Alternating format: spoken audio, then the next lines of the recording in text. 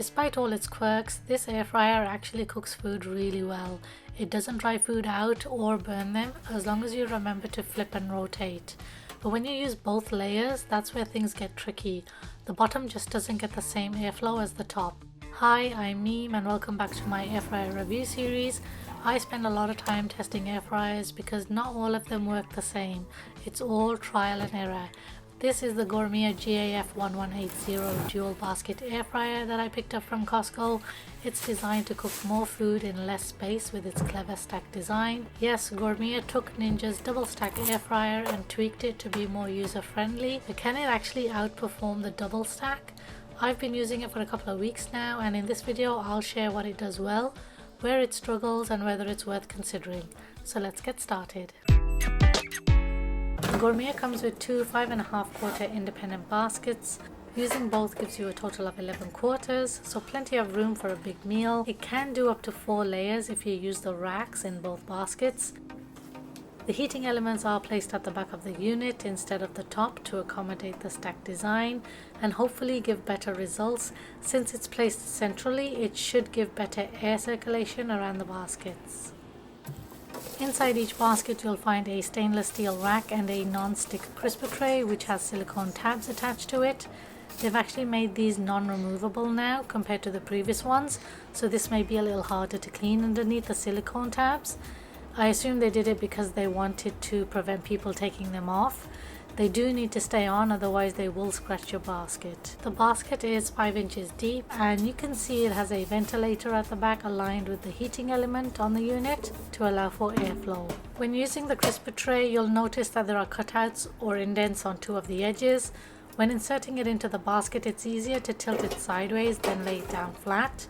To put it in the low position, you need to have the indents towards the back, and then you can place the rack on top of this if you want to add another layer of cooking. I find I need to balance both sides of the handle to place it in properly, otherwise a slight angle does make it fall into the bottom. So it's easier to hold both handles and then place it in straight down, and that will sit in the middle rack. According to the manual, you're not supposed to use the metal rack in the bottom level. You can, however, use a crisper tray in the middle area. So if you wanted to cook on both the crisper trays, you could put one at the bottom like I showed you earlier, and then the second one will have the cutout facing towards the front so that it positions itself in the middle level, and the silicone tabs will sit on the ridges that are here on the sides of the basket. Initially, I did find it a little difficult to insert and remove the crisper trays because of the silicone tabs, but it has gotten easier the more I've been using them. The plastic smell straight out of the box was really strong, so before turning it on, I washed out all the baskets and trays. I wiped down the heating element and did a 20-minute burn off using Sync Cook on air fry mode, then removed the baskets to let it air out. I do this with all my new appliances to help get rid of any shipping and packaging residue, but unfortunately even after that the plastic smell on this air fryer has lingered around for a few days. It's still there, it's just not as intense. The Gourmia runs on 1650 watts of power and is around 15 inches tall, 10 inches wide with the side panel tucked in, or 12 inches with it open. It's just under 18 inches deep and weighs 9.5 kilos and has a handy cord wrap. The Ninja Doublestack XL is a tiny bit smaller with 2 5-quarter baskets.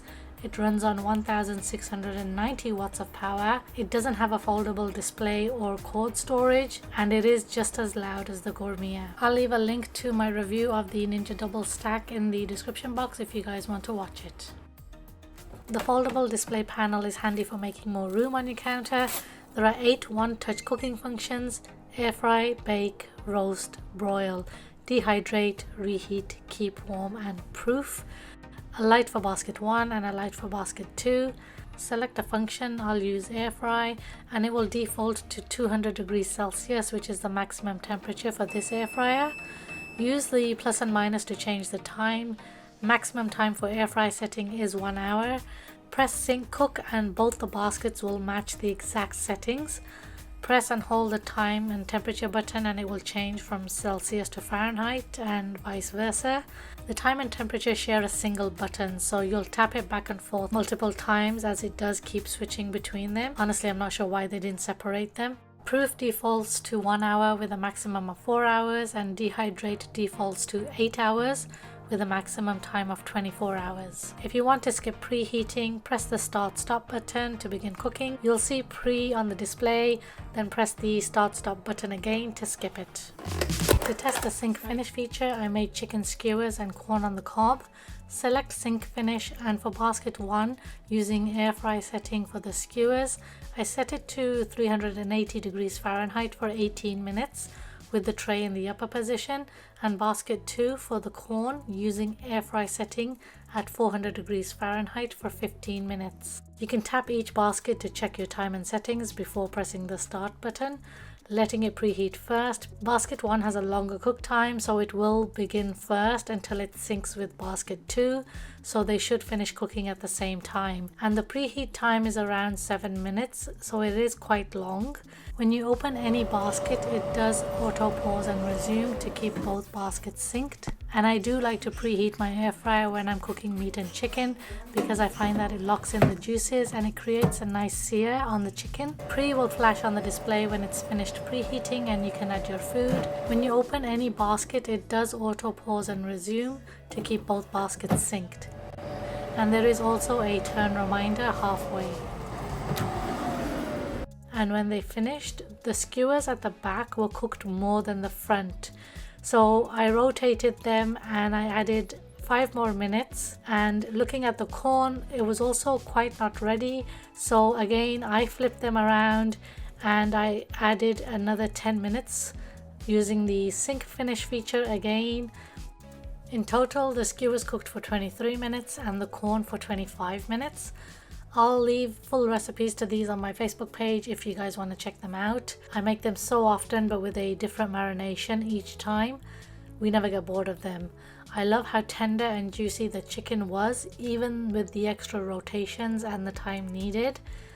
Since I'm not a cooking channel, I share all my recipes on Facebook, but here on YouTube I focus on detailed hands-on reviews, showing you how to use your appliances step by step, together with any tips I've learned. If you like what you see, please consider subscribing. I do regular air fryer reviews as part of my air fryer series. You can cook with one basket independently. For my meatballs, I tested it with 2 layers using both the crisper trays, using basket 1 on air fry setting at 400 degrees Fahrenheit and setting the time for 15 minutes. At the turn reminder, not only did the upper layer cook faster, but again the meatballs closer to the heating element at the back were more done than the ones at the front, and the lower level meatballs were nowhere close to how the top level looked. When I tried to remove the loaded top tray, everything toppled off, so I had to remove the meatballs, then take out the tray to reach the bottom tray. In the end, I got a little frustrated and just moved everything to the top level on one tray, with the less done ones closer to the heating element. After 15 minutes and multiple rotations, the meatballs looked good and they were perfect with our spaghetti and sauce that we made on the stovetop.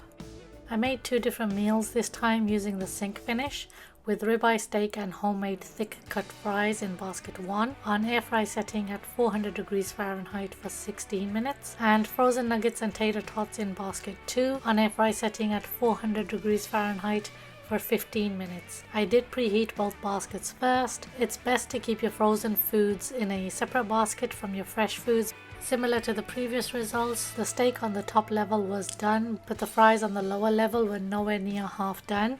So I moved them to the top and rotated them back to front, and did the same with the nuggets and tater tots, moving all the tater tots closer to the heating element. So I added these back in and selected sync cook this time, so they both cook on the exact same setting, temperature and time, which was air fry at 400 degrees Fahrenheit for 10 minutes, skipping preheat this time because it's already hot. But basket 2 was ready a little earlier, so I took them out.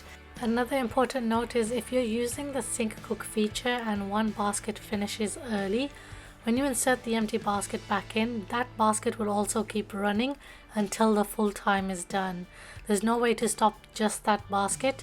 You'll have to cancel the Sync Cook program and restart it for the basket that still needs more time. So this might be a bit tricky for different foods, but will work if you use the exact food items in both baskets. When everything was done, I cut into my steak and I ended up with a medium steak rather than a medium rare, which was still okay. The fries were nice and soft and the nuggets were crispy. So it does take a lot of juggling between the baskets, and you really have to keep an eye on all of your food items to get even cooking results. So here's a few things I've learned. When cooking on both layers, things do get tricky. The bottom layer always cooks slower than the top. Even though the heating element is centered, the hot air doesn't spread evenly. You'll need to flip and rotate the food to help cook it through. With single layer cooking, it's much easier. I tested chicken thighs with basket 1 on the upper level and basket 2 on the lower level using Sync Cook with the air fry setting for 20 minutes, and both baskets cooked the thighs perfectly. You can see that I also placed them closer to the heating element. So I don't think single layer cooking is an issue, it's more double layer cooking. Another thing is the back of the basket, meaning closer to the heating element, runs hotter than the front. So it helps to rotate the food from front to back as well as flipping over your food. If you can, spread your food out like I did here with my chicken tenders. The heat can then reach the far end better and it cooks everything more evenly. You'll also want to keep your oven mitts or a dishcloth close by because you will be lifting trays in and out often, and also use silicone tongs because it will prevent scratches to the trays. And if you don't already know this, avoid using aerosol spray cans because they can ruin the coating. Use an oil mister instead. I use a 2-in-1 spray bottle that I absolutely love, and I'll leave links to everything in the description box. Expect this air fryer to be loud while it runs, and at first you will notice a strong plastic smell. Also, this air fryer does get hot on the sides and the top, so be careful not to keep it too close to any other appliances, especially on the right side where the hot air vents are located. The double pane window also traps water in it after you wash it, and it takes a while for it to dry. I'm not sure yet if that will turn cloudy over time or if it will start to leave lots of water spots on the glass. I have cooked so many more dishes in this air fryer, from burgers to bread and pizza, even baked potatoes. If you guys do want to see recipes for those or watch how I cook them, then please do follow me on my Facebook page. I can't fit everything into this video. Bottom line, this air fryer cooks really well. Food comes out juicy and crispy if you remember to flip and rotate.